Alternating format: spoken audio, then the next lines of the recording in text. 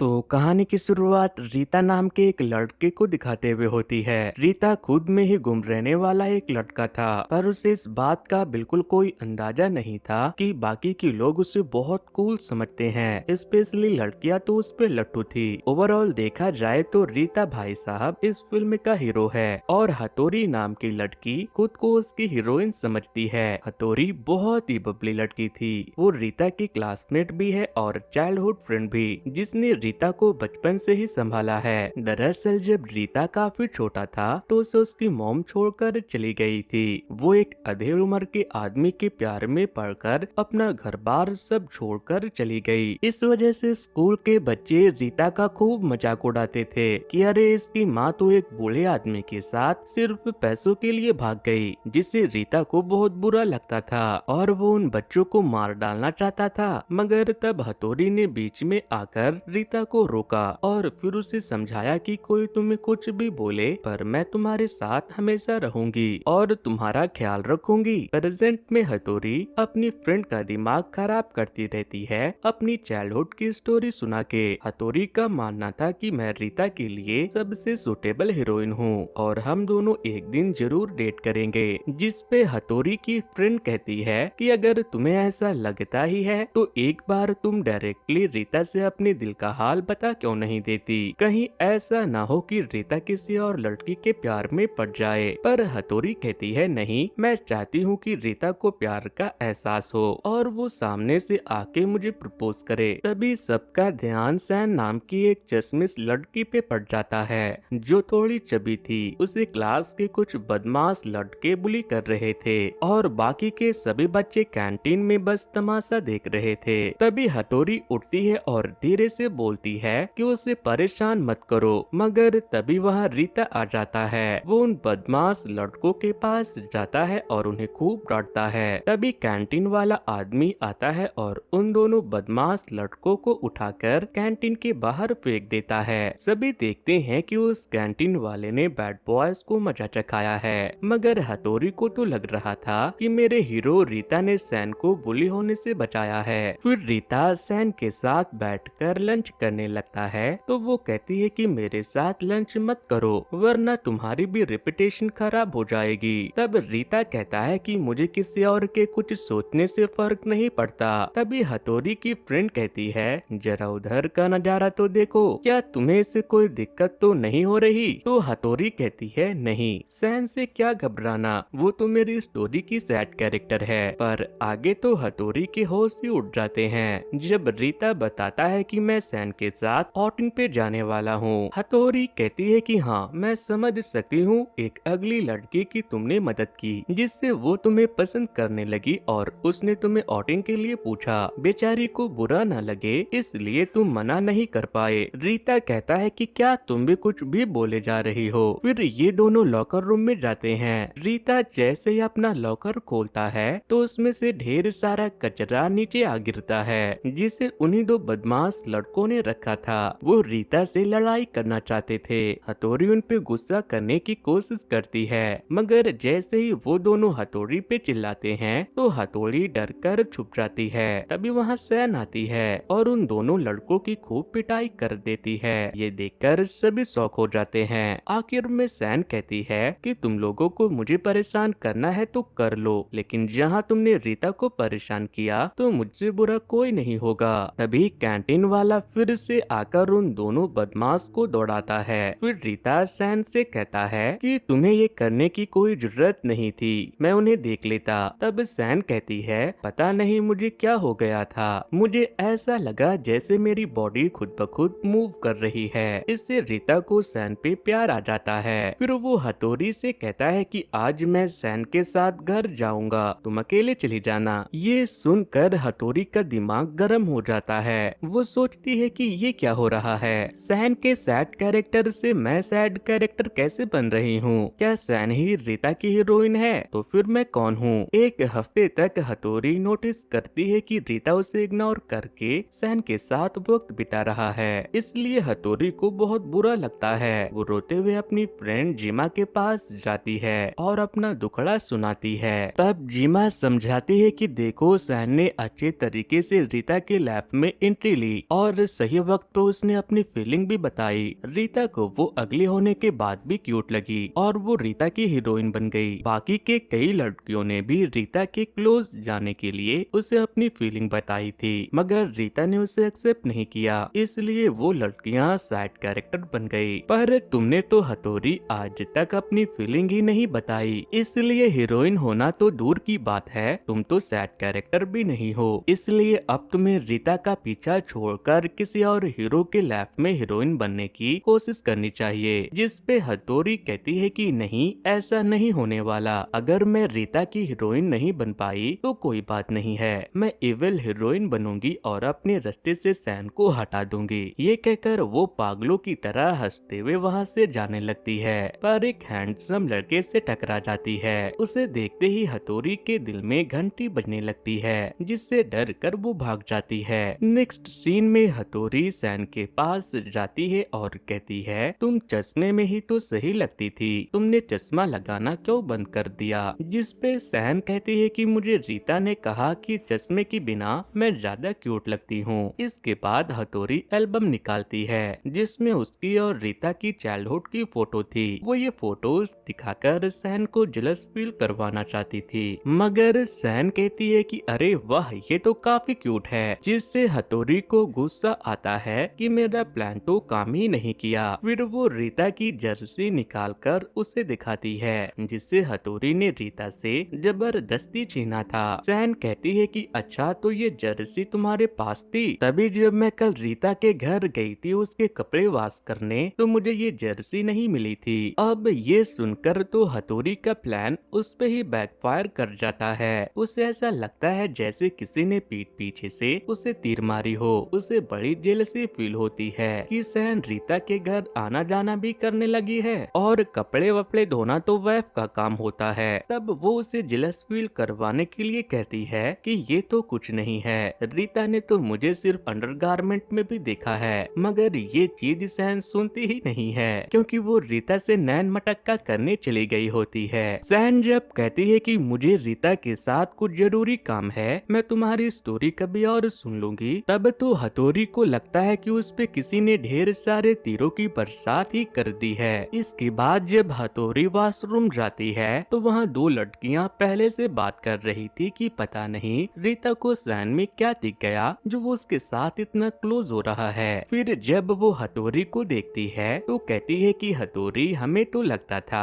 कि रीता के साथ तुम ज्यादा सुटेबल दिखती हो, तुम दोनों का बचपन से एक बॉन्ड भी है। तब हथौड़ी अच्छाई का दिखावा करते हुए कहती है कि नहीं नहीं, सैन उतनी भी बुरी नहीं दिखती और मैं तो बस रीता की चाइल्डहुड फ्रेंड हूँ, मैं रीता को उस नजर से नहीं देखती। मगर हथौड़ी के दिल में तो लग रहा होता है कि कोई जाकर ये सारी बात रीता को बता दो ताकि हमारा कुछ हो जाए। तभी वहाँ सैन आती है और कहती है कि सॉरी, मैं तुम लोगों की बात सुनना तो नहीं चाहती थी, मगर वॉशरूम में होने की वजह से मैंने सुन ली और मुझे समझ आया कि तुम भी रीता को पसंद तो करती हो। अब ये रीता पे है कि वो किसे चूज करेगा। ये सुनकर हथौड़ी को तो लगता है कि जैसे वो बर्फ की तरह जमकर टूट के बिखर गई और इसके बाद वो सैन के पीछे भागती है। वो देखती है कि सैन रीता का हाथ पकड़कर घर जा रही थी, जिससे हथौड़ी का दिमाग खराब हो जाता है। वो सोचती है कि अगर मैंने सैन की तरह बहादुरी से एक्ट किया होता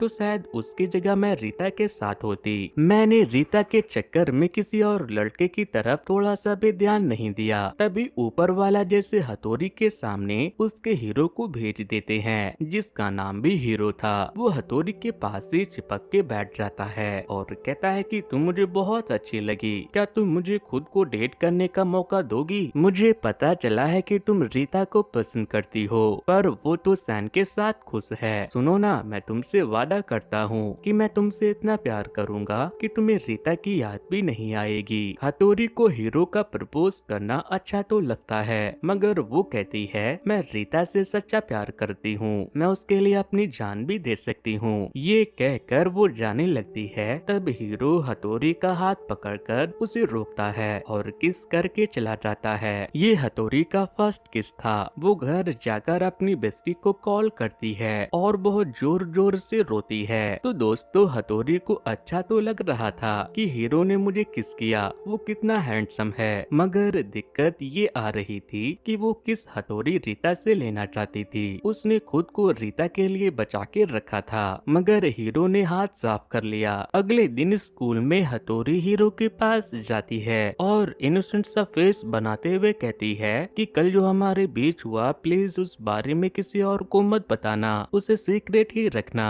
तब हीरो कहता है कि मैं तुम्हारी बात मान सकता हूँ, पर इसके लिए तुम्हें भी मेरी एक बात माननी होगी। वो ये कहते हुए हथौड़ी के काफी क्लोज आ जा रहा था। हथौड़ी बार बार एक डिस्टेंस मेंटेन करने की कोशिश कर रही थी और वो बार बार नजदीक आ जा रहा था। तभी वहाँ से रीता और सैन क्रॉस हो रहे थे। रीता हीरो को टोकता है और कहता है तुम जो ये कर रहे हो वो हथौड़ी को पसंद नहीं आ रहा, इसलिए दूर रहो उससे। नेक्स्ट सीन में हीरो रीता और सैन के साथ डबल डेट पे आया होता है। दरअसल हीरो की यही शर्त थी कि अगर मेरा मुंह बंद करवाना है ना तो हथौड़ी तुम्हें डबल डेट पे चलना होगा। यहाँ हथौड़ी का मुंह बना हुआ था। तब हीरो उसे रीता की ओर देखने को कहता है। रीता अजीब तरह से इन दोनों को साथ में देख रहा था। हीरो कहता है कुछ समझ में आया हथौड़ी? तो वो कहती है हाँ, रीता को जेलसी हो रही है, इसलिए हथौड़ी जानबूझकर हीरो के साथ खुश होने का नाटक करती है, जिससे रीता जेलस होकर वॉशरूम चला जाता है। फिर रात में वो हथौड़ी से अकेले में मिलता है। दोनों थोड़ी बातें करते हैं और फिर हथौड़ी जानना चाहती है कि रीता को सैन में ऐसी क्या खास बात लगी कि उसने सैन को डेट करने का फैसला किया। जिस पे रीता जवाब देता है कि सैन एम्बिशियस है, वो एक जर्नलिस्ट बनना चाहती है, उसमें जोश भरा हुआ है, वो दुनिया को अपने पैरों पे खड़े होकर देखना चाहती है। ये सुनने के बाद हथौड़ी उदास हो जाती है और सोचती है कि सच में सैन में एक अलग ही स्पार्क है जो मेरे में नहीं है। मैंने तो अपनी पूरी जिंदगी रीता की देखभाल करने और उसके आगे पीछे घूमने में ही लगा दी। मैं सैन से नहीं जीत सकती, इसलिए अब से मैं रीता को पाने का सपना छोड़ दूंगी। अगले दिन हथौड़ी गंजी होकर स्कूल आती है। बिना हेयर्स के सभी उसे देखकर हैरान हो जाते हैं। हथौड़ी अपनी बेस्टी को बताती है कि मैंने गिव अप कर दिया, मैं हार मान रही हूँ। गंजी होकर मैं खुद को सही नहीं लग रही तो मेरे मन में डेटिंग का ख्याल भी नहीं आएगा। तभी सैन उसके पास आती है और कहती है कि मुझे अकेले में तुमसे कुछ बात करना है। फिर वो गुस्से में हथौड़ी पे नाइफ से स्टैब करते हुए कहती है तुम हमेशा के लिए मेरे और रीता के लाइफ से चली जाओ। तभी वहाँ रीता आता है और हथौड़ी को अपने गोद में उठाकर रोते हुए आसपास के लोगों से मदद मांगता है, मगर कोई भी उसकी मदद नहीं करता।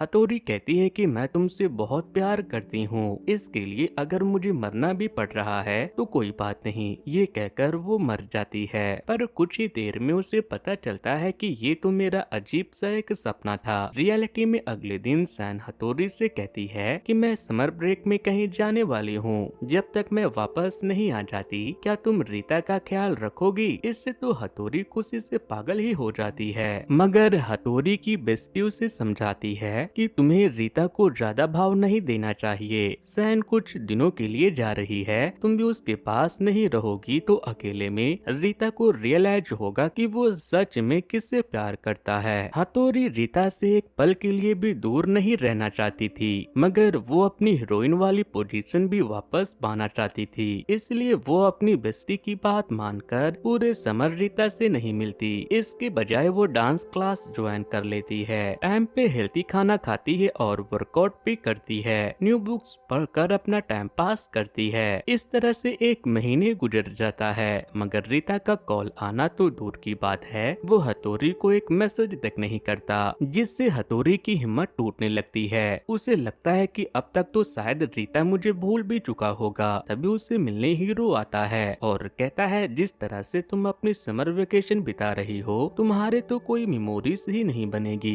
इसके बाद हथौड़ी को वो डेट पे ले जाता है, जहाँ वो उसे अपने हाथों से आइसक्रीम खिलाना चाहता है। ये चीज हथौड़ी को ऐसा लगता है जैसे वो रीता पे चीट कर रही हो। वो खुद को काफी समझाती है कि नहीं हथौड़ी नहीं, ये चीटिंग बिल्कुल नहीं है, रीता ने तो खुद गर्लफ्रेंड बनाई हुई है। फिर वो जैसे ही आइसक्रीम खाने जाती है तभी बच्चों का एक ग्रुप वाटर गन लेकर इन्हें घेर लेता है। दरअसल उन्हें हथौड़ी बहुत क्यूट लगी थी, इसलिए वो उसके साथ खेलना चाहते थे। हथौड़ी भी बच्चा बनकर उनके साथ खूब मस्ती करती है। फिर अगले दिन वो रीता को खुद कॉल करके फायरवर्क फेस्टिवल में चलने को कहती है, जिसके लिए वो तुरंत मान जाती दिखाता है। नेक्स्ट सीन में दोनों अपने ट्रेडिशनल आउटफिट में फेस्टिवल में जाते हैं, जहाँ इतने टाइम के बाद रीता से मिलकर हथौरी को बहुत खुशी होती है। आज तो रीता हथौरी के कुछ ज्यादा ही केयर कर रहा था, पर तभी उसे वहाँ हीरो मिल जाता है, जिससे हथौरी का मूड अपसेट हो जाता है। अकेले में रीता और हीरो दोनों एक दूसरे को कहते हैं कि तुम हथौरी की फीलिंग के साथ खेल रहे हो, तुम्हें हथौरी की लैब से चले जाना चाहिए। इसके बाद हीरो तो चला जाता है, मगर रीता इमोशनल हो जाता है। वो हथौरी से कहता है कि मैं जिनसे भी प्यार करता हूँ वो मुझे छोड़कर चले जाते हैं। पहले मेरी मॉम गई, इस समर में तुम भी गायब हो गई, एक न एक दिन सैन भी चली जाएगी। जिस पे हथौरी कहती है नहीं, मैं तुम्हें छोड़कर कहीं नहीं जाने वाली। इसके बाद वो रीता के सामने सॉरी की भीख मांगने लगती है कि मुझे तुम्हें वेकेशन में अकेला नहीं छोड़ना चाहिए था, मैं अंदाजा भी नहीं लगा सकती कि तुम्हें कितना अकेलापन लगा होगा। वो कहती है कि इसमें मेरी कोई गलती नहीं है, वो तो मेरी बेस्टी ने कहा था कि मुझे तुमसे थोड़ा दूर हो जाना चाहिए ताकि तुम्हें मेरी कदर हो। इस तरह से हथौरी अपने प्लान की पोल खुद ही खोल लेती है और फिर से रीता को पाने के लिए डिस्परेट हो जाती है। ये देखकर रीता स्माइल करते हुए उसे किस कर लेता है और तभी बहुत सारे फायरवर्क स्टार्ट हो जाते हैं। हथौरी को ये मोमेंट पे किस सपने जैसा लग रहा था। इसके बाद हथौरी और रीता एक रेस्टोरेंट में जाते हैं। वहाँ बैठकर हथौरी अपनी दिल की सारी फीलिंग बक देती है। तभी सैन वापस आ जाती है और हथौरी का खून खोल जाता है कि इस चुड़ैल को भी अभी ही आना था। रीता हथौरी से कहता है तुम घबराओ मत, मैं सैन को समझा बुझा के ब्रेकअप कर लूंगा और फिर हम साथ रहेंगे। ये सोच सोचकर हथौरी अगले दिन बहुत खुश थी। दूसरी तरफ सैन को स्कूल में पता लगता है कि हथौरी और रीता ने फेस्टिवल में हाथ पकड़ा था, शायद वो डेट कर रहे हैं। इसलिए सैन हथौरी के पास जाती है और कहती है थैंक यू, समर वेकेशन में तुमने रीता को संभाला, पर अब मैं आ गई हूँ तो तुम्हें चिंता करने की कोई जरूरत नहीं है। फिर सैन रीता के पास जाती है और स्कूल में फैल रहे अफवाह के बारे में बताते हुए कहती है कि जब से मैंने ये सब सुना है मुझे बिल्कुल भी अच्छा नहीं लग रहा। तब रीता बताती है मैंने फेस्टिवल में हथौरी को किस किया था। ये सुनकर तो सैन बेहोशी हो जाती है, जिससे रीता को बहुत गिल्ट फील होता है। जब सैन होश में आती है तो कहती है कि मुझे कभी मत छोड़ना, वरना पता नहीं मैं तुम्हारे बिना कैसे जी पाऊंगी। जिसके बाद हथौरी के पास जाकर रीता कह देता है कि सॉरी हथौरी, पर मैं सैन को नहीं छोड़ सकता, वो मुझ पे डिपेंडेंट हो गई है, इसलिए मुझे उसके साथ ही रहना होगा। हथौरी उसे समझाने की कोशिश करती है मगर वो कमीना नहीं सुनता, जिससे हथौरी का दिल टूट जाता है। तभी बारिश होने लगती है और इस दौरान हथौरी और रीता दोनों बहुत रोते हैं, पर बारिश से उनके आंसू छुप जाते हैं। रीता तो चला जाता है मगर हथौरी हीरो को कॉल करके बुलाती है और बिना बारिश की परवाह किए हुए हीरो उसके कॉल पे वहाँ आ जाता है, क्योंकि वो भी हथौरी से प्यार करता था। वो हथौरी को गले से लगा लेता है और इसी वक्त हथौरी भी खुद को पूरी तरह से हीरो के हवाले कर देती है और यहीं से इन दोनों की प्रॉपर रिलेशनशिप स्टार्ट हो जाती है। वक्त गुजरता है और वक्त के साथ साथ हथौरी हीरो के साथ बहुत सारी नई चीजें एक्सपीरियंस कर रही थी।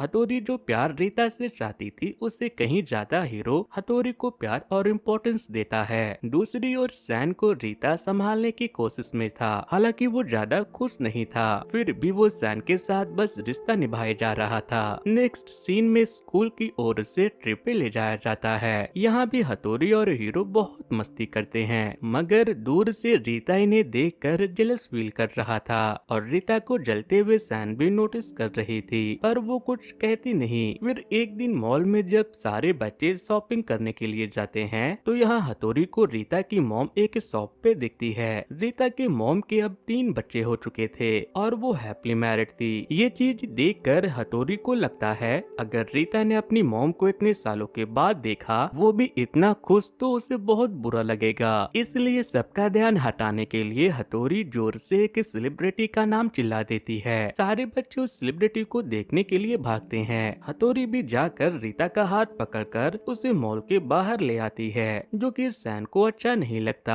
उसकी फिर से तबीयत खराब होने लगती है, मगर फिर रीता उसे संभालता है। फिर अगले शाम हथौरी बंठन कर निकल रही थी, क्योंकि आज हीरो का बर्थडे है और वो हथौरी को मेला घुमाने ले जाने वाला था। मगर लिफ्ट में ही अचानक हथौरी की मुलाकात रीता से हो जाती है। लिफ्ट जब एक फ्लोर पे रुकती है तो हथौरी और रीता थोड़ी देर के लिए अपने बचपन की याद में खो जाते हैं, क्योंकि आज के आसमान में भी एक लालिमा दिख रही थी और बचपन में इन दोनों ने कई सारे ऐसी शाम गुजारी है जिसमें आसमान लाल हो जाया करता था। प्रेजेंट में हथौरी के जाने के बाद रीता अपने फोन में उसकी कई सारी पुरानी फोटो देखकर इमोशनल हो जाती है। जब वो अपने रूम में जाता है तो सैन को अकेले बातें करते हुए देखता है, जिसमें वो हथौरी की बहुत बुराई कर रही थी। जब रीता उसे टोकता है तो वो थोड़ी घबरा जाती है और सारी सच्चाई बता देती है कि मैं थक चुकी हूँ ऐसे बीमारी का बहाना बनाकर। मुझे कोई बीमारी नहीं है, मैं बिल्कुल फिट हूँ, मगर मैं तुम्हें खुद से दूर नहीं करना चाहती थी, इसलिए मैंने इतने वक्त तक ये नाटक किया, मगर मुझसे अब और नहीं होता।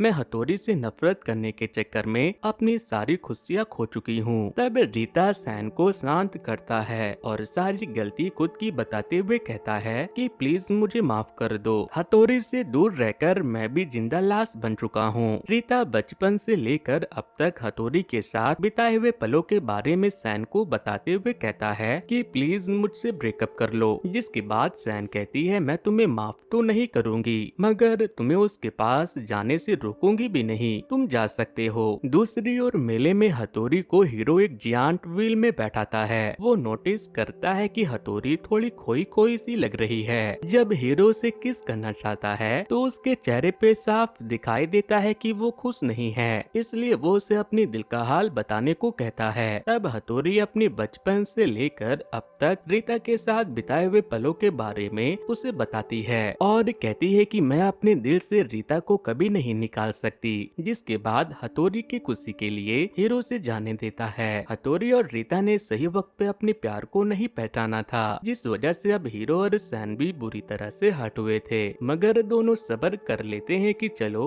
हम अपने प्यार को नहीं पा सके पर हमारे प्यार को उनका प्यार तो मिल गया। नेक्स्ट सीन में हथौड़ी और रीता मिलते हैं और एक दूसरे को अपनी सच्ची फीलिंग्स बताते हैं। इतने मुश्किल सिचुएशन से गुजरने के बाद अब जाकर ये दोनों इमोशनल होते हुए एक दूसरे को आई लव यू कहते हैं, फिर हग करते हैं और आखिर में किस करके हमेशा के लिए एक हो जाते हैं। आगे हम देखते हैं कि सैन के पास एक लड़का आकर अपनी फीलिंग बताता है, जिससे वो खुश हो जाती है। वहीं हीरो के पीछे तो कई सारी लड़कियां पहले से पड़ी थी, क्योंकि अब वो सिंगल भी था, मगर हीरो कहता है मैं तो अब डेट तभी करूंगा जब मुझे हथौड़ी के लेवल की कोई लड़की मिलेगी। और इसी के साथ ये कहानी यहीं पर खत्म होती है। तो दोस्तों ये स्टोरी आपको कैसी लगी मुझे कमेंट करके बताना। वैसे दोस्तों कुछ दिनों पहले ही मैंने कैसे ही मूवी की स्टोरी को एक्सप्लेन किया था, अगर आप लोगों ने उसे नहीं देखा है तो वॉच नेक्स्ट पर क्लिक करके उसे जरूर से देख लेना। सो गाइस आज के वीडियो में इतना ही। Thanks to good bye.